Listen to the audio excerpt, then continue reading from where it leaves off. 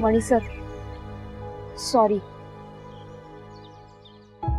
खरं तर काल जे काही घडलं होतं, म्हणजे तुम्ही अर्जुनला खाली ठेवलं होतं, त्यामुळे मी तुमच्यावर खूप चिडले होते.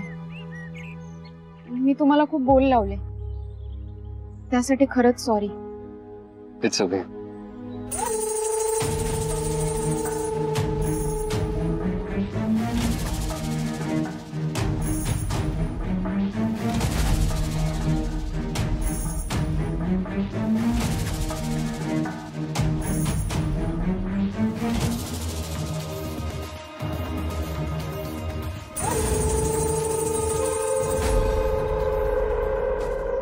तनिषा, ए तनिषा,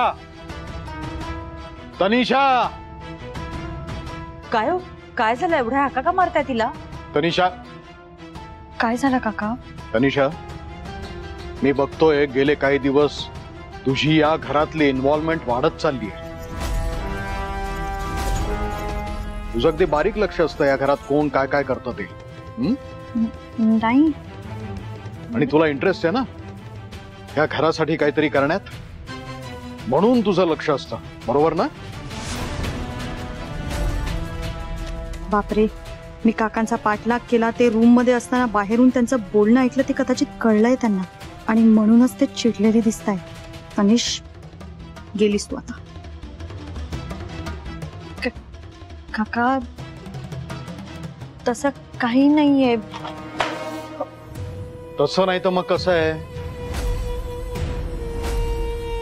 तू काय म्हणाली होतीस आठव जरा, की मणी आता माझ्या बरोबर नाही म्हटल्यानंतर माझ्यावरचा वर्कलोड वाढलाय, हो ना?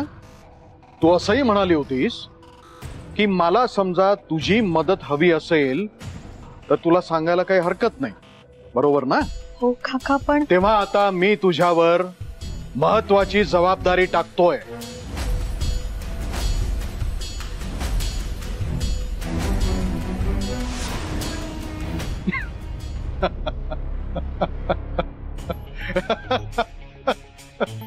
काका, तुम्ही मस्करी करत होतात का?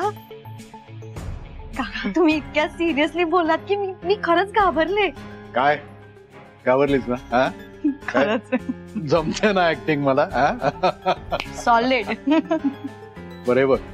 ह्या फाईल मध्ये ज्या ज्या मुलांना आपण आतापर्यंत नोकऱ्या दिल्यात त्या सगळ्यांचा डेटा आहे.